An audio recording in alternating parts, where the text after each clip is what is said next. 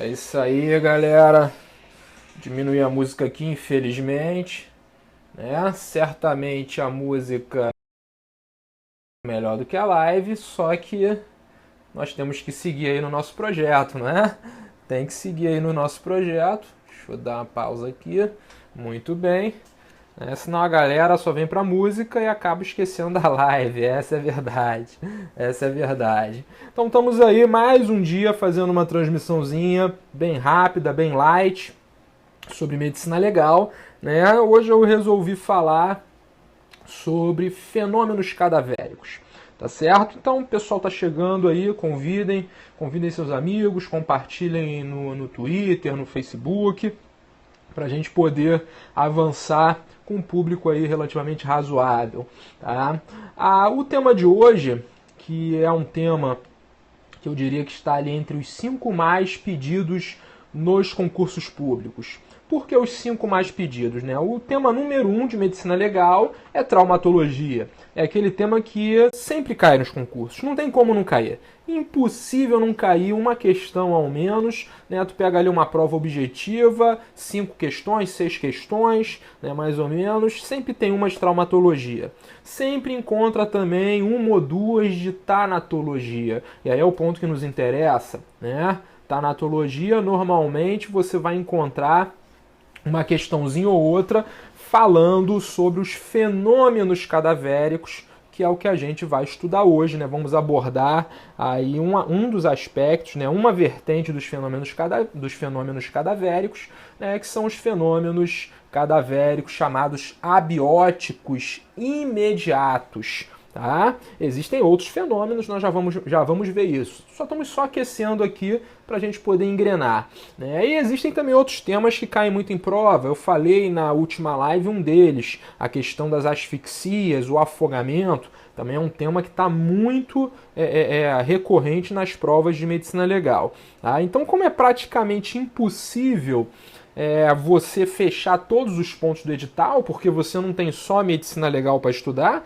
você também tem outras disciplinas, tem direito penal, tem processo penal, tem constitucional, administrativo, direito civil, dependendo da banca tu ainda vai enveredar ali por empresarial, tributário, não é? Então, se você só tivesse uma disciplina, tudo bem. Mas como não é praticamente impossível você fechar, lacrar o edital, com raras exceções, você acaba tendo que fazer um estudo focado, selecionando alguns pontos do edital para dar uma atenção um pouquinho maior. Tá? E esse ponto que eu vou falar hoje é um deles.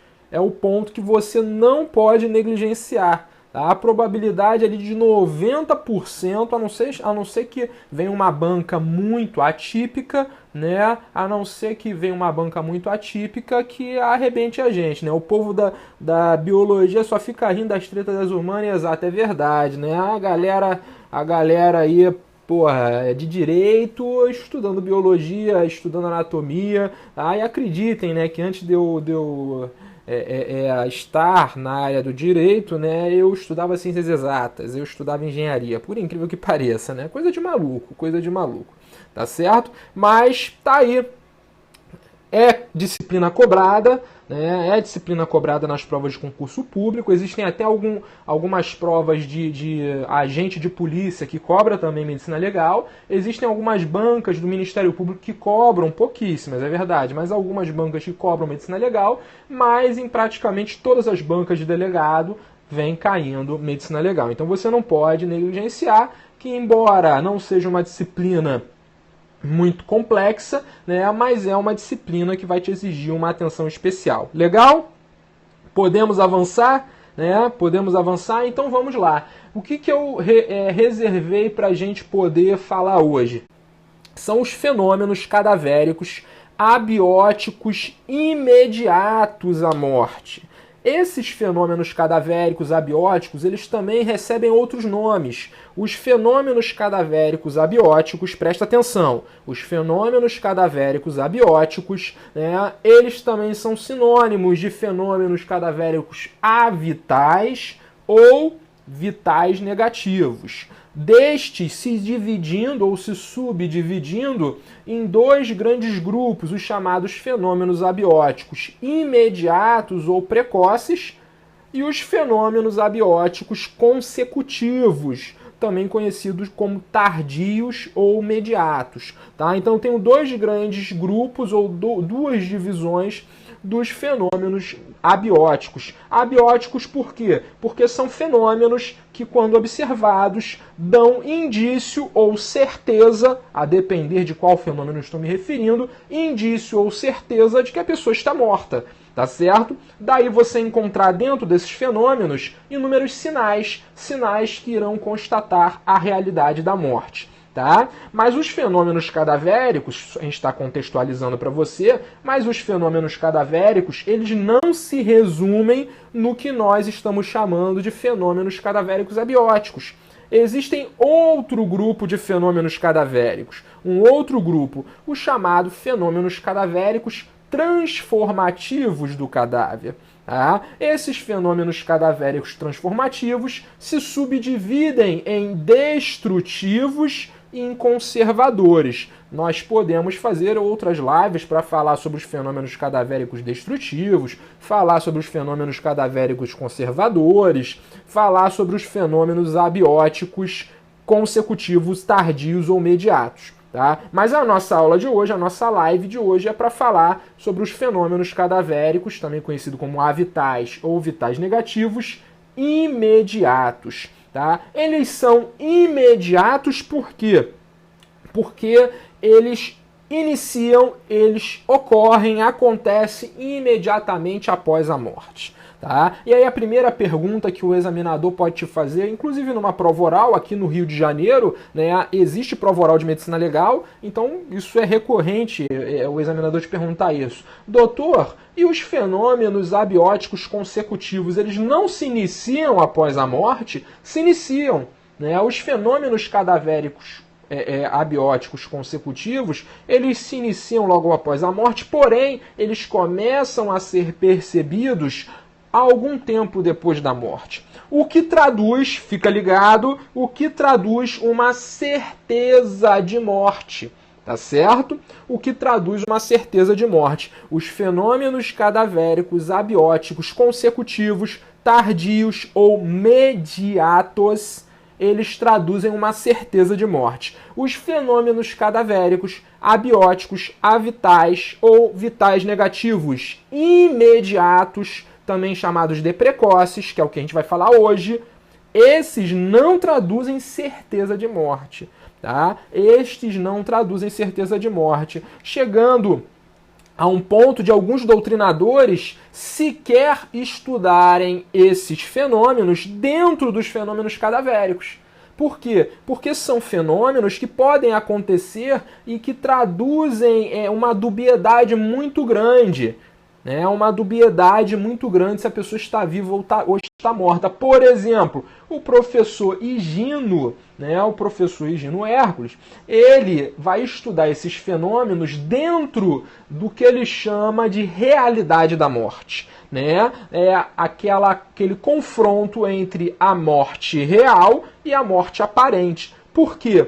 Porque eu posso ter uma hipótese de morte aparente, você já vai entender isso daqui a pouquinho, em que esses fenômenos ou esses sinais estejam presentes. E a pessoa não está morta, a pessoa está viva.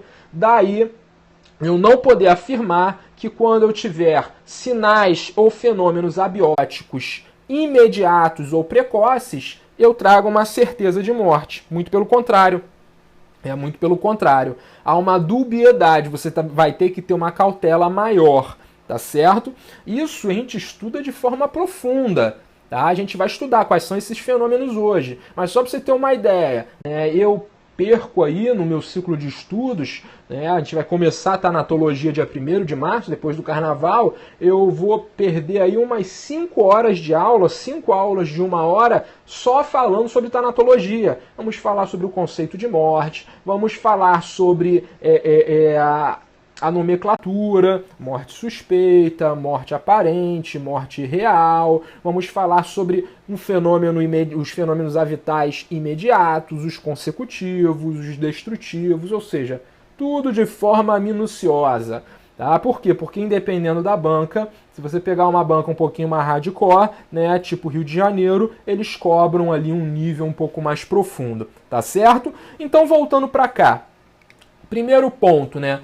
O que é morte aparente e o que é morte real? Eu não vou falar hoje sobre o conceito de morte, né? Embora você já saiba isso, né? Você já sabe que no direito brasileiro nós adotamos um conceito de morte cerebral, né? Um conceito de morte cerebral. Qual o conceito de morte cerebral? A chamada morte encefálica, também conhecida como morte cerebral total. Tá certo? Isso está lá no artigo 3º da Lei 9434 de 97. Depois você dá uma pesquisadinha lá, você vai ver que para a questão da retirada de órgãos, transplante, você tem que ter o diagnóstico da morte encefálica, tá certo? Da morte encefálica, que é uma espécie de morte cerebral, existem outras, existe a morte cortical ou do cérebro superior, existe a morte do tronco encefálico, mas a adotada no direito brasileiro é a morte encefálica ou cerebral total. Não é isso que a gente vai estudar hoje. Eu só estou te dizendo o conceito de morte encefálica para traçar um paralelo com a chamada morte aparente. O que é a morte aparente? A morte aparente ela é um estado de profundo embotamento das funções vitais. Um estado que torna muito difícil uma pessoa sem um aparato especializado, sem equipamentos especializados de aferição, torna muito difícil perceber, por exemplo, movimentos respiratórios, perceber, por exemplo, movimentos cardíacos, né? A questão do batimento cardíaco. Porque embora, né, nós tenhamos, lá pelo artigo 3º da Lei 9434 de 97, a morte encefálica, em 99% das vezes, se você não estiver numa unidade hospitalar, a constatação da morte será feita com o quê? Será feita pelo critério da parada cardiorrespiratória, tá certo? Então, essa morte aparente, ela é aparente por quê? Porque eu não consigo constatar ali de imediato, né, a respiração e não consigo constatar os batimentos cardíacos. Pode ser que a pessoa esteja viva? Pode ser. Pode ser, isso vai ter uma necessidade de eu fazer uma apuração um pouquinho melhor. E nesse ponto da morte aparente é que torna o problema dos fenômenos cadavéricos abióticos imediatos e precoces problemáticos. Por quê? E agora entramos no nosso ponto. Entramos no ponto da nossa aula. Quais são os fenômenos cadavéricos abióticos imediatos à morte? Eu posso trazer 3 grandes grupos de fenômenos. Tá? Fenômenos que vão demonstrar, primeiro grupo, a ausência de função cerebral. Segundo grupo, a ausência de circulação sanguínea, ou seja, a ausência de batimentos cardíacos. E terceiro grupo, a ausência respiratória, ou seja, a ausência de respiração. Na realidade, esses fenômenos abióticos imediatos à morte, eles denotam, a realidade da morte, como eu havia falado no início da live. A própria realidade da morte. A ausência de função cerebral, a ausência de batimento cardíaco, a ausência de respiração. E você vai ter inúmeros sinais que caem em prova que irão constatar ou a ausência da função cerebral, ou a ausência de batimentos cardíacos, ou a ausência de respiração. É isso que a gente vai estudar hoje, tá certo? É isso que a gente vai estudar hoje. Então vamos começar pelos fenômenos que denotam a ausência de função cerebral. Tá? Eu tenho 3 fenômenos citados pela doutrina que denotam a ausência de função cerebral. O primeiro deles, a chamada imobilidade. Vamos estudar cada um deles, óbvio, rapidamente. A live não permite uma extensão muito grande. Imobilidade. Segundo fenômeno, flacidez muscular difusa. Terceiro fenômeno, insensibilidade. Esses 3 fenômenos demonstram a ausência de função cerebral. Vamos começar pela imobilidade, que alguns doutrinadores, você pode encontrar isso na sua prova, substituem por perda da consciência, tá? Então, imobilidade ou perda da consciência seria o primeiro fenômeno que demonstra a ausência de funções cerebrais. O segundo, que é importantíssimo para provas de concurso, é a chamada flacidez muscular difusa, ou seja, generalizada. O corpo se apresenta por completo de forma flácida, difusa, generalizada. Sinônimos para essa expressão: abolição da motilidade, né? Abolição da motilidade é sinônimo. Outro sinônimo, abolição do tônus muscular. Tudo se refere ao quê? À flacidez muscular difusa. E essa flacidez muscular difusa, ela pode ser constatada por inúmeros aspectos. Quais são os aspectos que caem na sua prova? Vou te trazer uma lista de sinais que caracterizam essa flacidez muscular difusa. Primeiro deles, são coisas um tanto óbvias, depois que a gente fala, óbvio, né? Porque até então você pode nem imaginar, mas vou te trazer a lista, né? Primeiro deles, a abertura das pálpebras, né? Normalmente a pessoa falece, as pálpebras estão abertas, né? Isso é decorrência do quê? Da flacidez muscular difusa. Segundo sinal que denota essa flacidez, pupilas dilatadas, tá? Pupilas dilatadas que tem um nomezinho técnico, midríase. Toma cuidado com esses nomes porque isso cai na prova. Aí o cara joga lá midríase.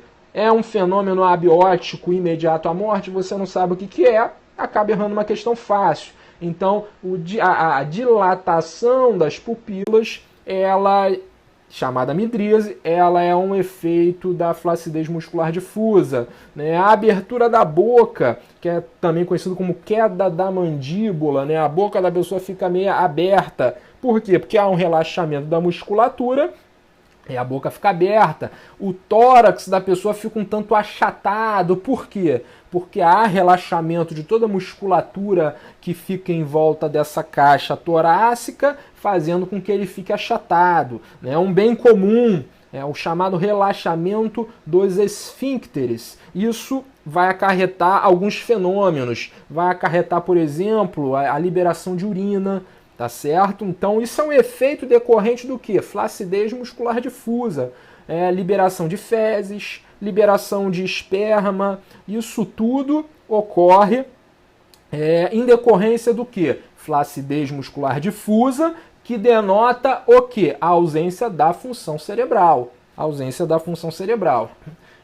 Já falamos do relaxamento dos esfíncteres, as partes moles do corpo vão se amoldar onde a pessoa estiver, né, aos planos de apoio, tudo. Você vai buscar os livros de doutrina, eles falam tudo isso, né? E o último que denota essa flacidez muscular difusa é a chamada máscara da morte. O que é a máscara da morte? Você vai observar, vendo fotos, né, que a pessoa falecida, elas têm o mesmo aspecto facial, a chamada face hipocrática, né? Essa boca aberta, a face meia chupada, né? Porque a musculatura fica relaxada. Essa musculatura relaxada da face dá esse aspecto que alguns doutrinadores chamam de face, ou melhor, máscara da morte, face hipocrática, né? Outros doutrinadores vão também dar mais um aspecto, né? Que a mão da pessoa falecida, ela toma uma postura um pouco assim. Se você relaxar a tua mão, tu vai ver relativamente fechada, né? A mão relaxada, ela fica relativamente fechada. Essa posição característica também em decorrência da chamada flacidez muscular difusa. Legal? A insensibilidade, que também é um efeito da ausência de função cerebral. A insensibilidade é que você tem que tomar um cuidado, né? Esses testes que eu vou te passar aqui, são testes clássicos trazidos ali pela diga-se de passagem, origem na medicina legal, né? Então são testes que tem o objetivo de demonstrar dor. Porque se a pessoa estiver numa morte aparente, né, ela vai ter uma sensibilidade e vai demonstrar dor. Ou vai demonstrar algum tipo de reação. Ah, esse é o objetivo desses testes. Então tem alguns sinais que caem em prova. Por exemplo, primeiro sinal chamado sinal de Josat, com S, Josat, tá? Esse sinal ele é indicado como um teste de insensibilidade ou de sensibilidade, que é o pinçamento dos mamilos. Se houver alguma reação, né, partes sensíveis do corpo, se houver alguma reação, isso denota que a pessoa não está morta. Ela pode estar numa situação de morte aparente. Tá? Então esses testes buscam afastar o que? A morte aparente da pessoa.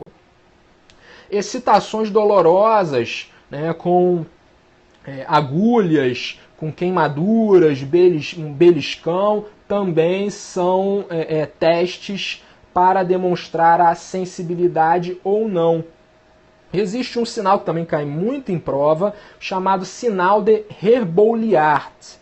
Tá? Depois eu vou botar lá no meu Instagram o nome desses sinais, porque fica difícil da gente digitar agora. Mas sinal de Herboliart.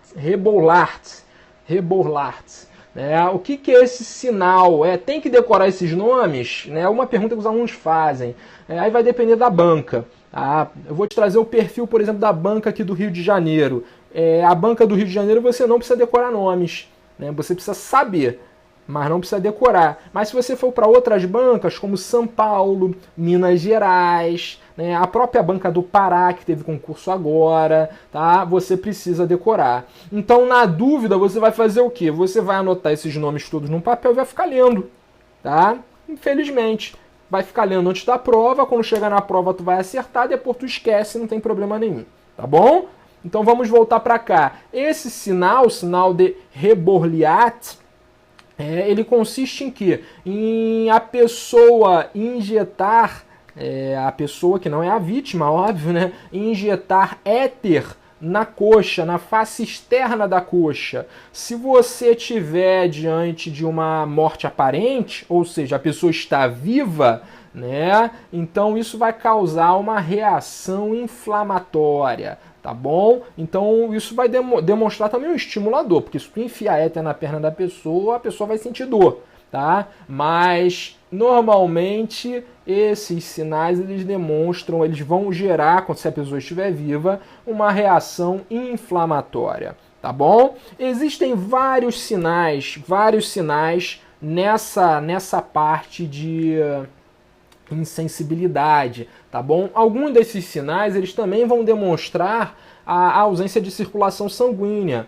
tá? Alguns desses sinais também vão demonstrar concomitante a ausência de circulação sanguínea. Por exemplo, quanto à ausência de circulação sanguínea, eu vou ter vários sinais, por exemplo, o sinal de Magnus, o sinal de Halum, todos referentes a você injetar éter em alguma parte do corpo da pessoa, tá certo? O sinal de Midderdorf, tudo vou botar depois lá no meu Instagram, fica ligado lá no meu Instagram, @profmontes, tá? Eu vou botar esses sinais lá para você.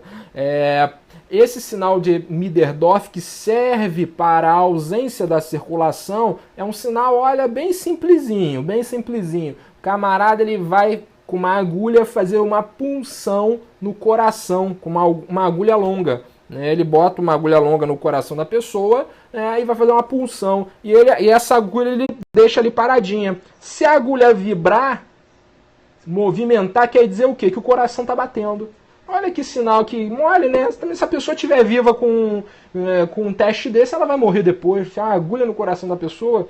Mas são sinais trazidos ali pela doutrina médica legal, sinais que de alguma forma você precisa decorar. São vários sinais. Tem que ficar esperto, tá certo? Então, como eu havia falado para você, você tem a questão da demonstração da ausência de atividade cerebral, né, que você demonstra pela imobilidade, né, ou perda da consciência, flacidez muscular difusa e insensibilidade. Você tem também a questão da ausência de circulação, que eu disse agora alguns sinais para vocês. E você terá também alguns sinais demonstrando a chamada ausência de respiração. Um sinal que eu já vi cair em prova é o chamado sinal de Winslow.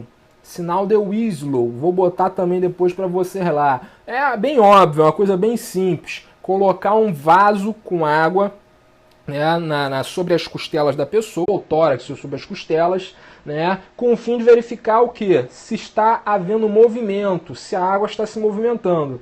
A água movimentar, isso demonstra que a pessoa está respirando, está tendo movimentação ali no tórax, movimentação nas costelas. São coisas que hoje nos parecem toscas, né, mas na época você não tinha um aparato médico para fazer testes.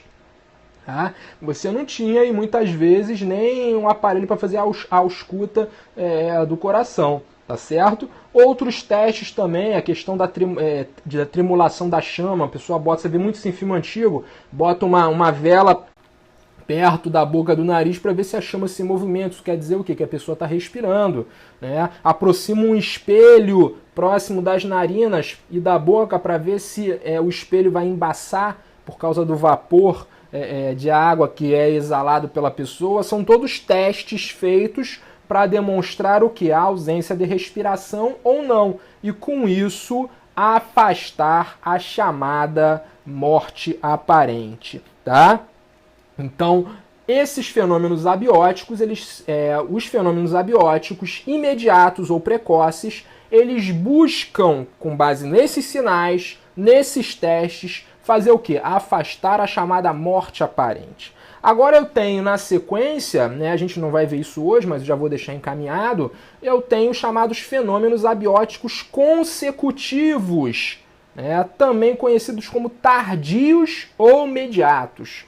Esses também têm um índice ali muito recorrente em provas de concurso público e são muito mais difíceis, né? São fenômenos ou de ordem física ou de ordem química, né? Os fenômenos eles são classificados assim, os fenômenos abióticos consecutivos, ou de ordem física ou de ordem química. Só para você ter uma ideia, né, da dificuldade do tema, os fenômenos de ordem física, vou citar para os senhores aqui rapidamente. Desidratação, inúmeros sinais. Caiu na prova do Pará uma questão sobre um fenômeno abiótico consecutivo de ordem física chamado desidratação, sinal de Summer e Lancher.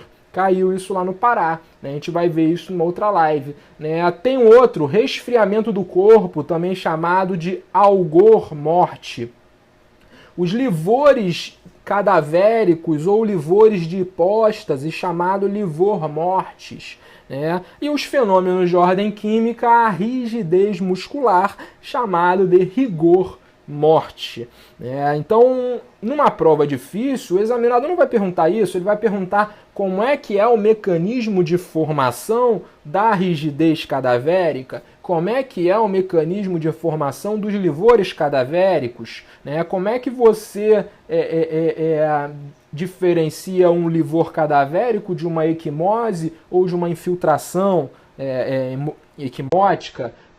Qual a cronologia dos livores, qual a cronologia da rigidez? Isso tudo vem aparecer de forma um pouquinho mais difícil na prova, tá certo? Então, a nossa live hoje era basicamente para falar sobre os fenômenos abióticos imediatos, que são mais fáceis, né? E aí a gente vai deixar para uma próxima live para comentar sobre alguns desses fenômenos abióticos consecutivos, como, por exemplo, a desidratação, ou o algor morte, rigor morte, tá certo? Ou os próprios livores cadavéricos. Dá para fazer uma live para cada um desses fenômenos, tá? Que são fenômenos bem explorados na prova, tá certo? Amanhã eu vou fazer uma live sobre direito penal, né? Então eu quero sugestões. Vocês podem aí lançar aí nos comentários, se quiserem agora, algumas sugestões de temas de direito penal. Amanhã, 8 horas, nessa mesma hora. Eu estava pensando em fazer sobre... Alguns alunos me pediram sobre teorias da ação, né? Lá direito penal, parte geral. Um aluno me pediu para falar sobre a teoria da ação significativa. Tá? Um tema bem complexo. Tempo do crime, também um bom tema. É um tema já um pouco mais fácil, o tempo do crime, dá pra gente fazer de forma mais light. Agora, a teoria da ação significativa é um tema aí que vai nos tomar aí, no mínimo 40 minutos para a gente poder compreender hardcore. É um tema bem mais... Pode ser erro de tipo de proibição, né? Aí tem que ser uma live só para erro de tipo ou outro só para erro de proibição. São temas um pouquinho também mais complexos. Então, vocês vão pensando aí, podem comentar lá no meu Instagram, no post da live de hoje, tá? Comentem. A princípio eu vou definir hoje e posto amanhã a imagem de divulgação, tá certo? Une os sistemas penais com erro de proibição, isso aí, tem... erro de proibição é um tema dificílimo, tá certo? Então é isso aí, galera. Por hoje é só, tá? Fizemos uma live bem light, por segunda-feira, né? Hoje é segunda-feira. Tá? Professor, os livores é a parte que fica sobre o substrato e aí fica branco, sem ser isso aí, né? Isso aí, é nesse caminho. Então os livores, eles vão se fixar ou não, isso tem uma cronologia, a gente vai ver isso mais à frente. Qual eu não consegui ler a pergunta aí que jogaram aí? Joga de novo essa última pergunta aí. Joga de novo pra gente poder ver. Tá certo, galera? Então, vamos ficar por aqui, tá? Até amanhã, 8 horas, e postem lá no Instagram que a gente vai arrebentar amanhã. Um abração!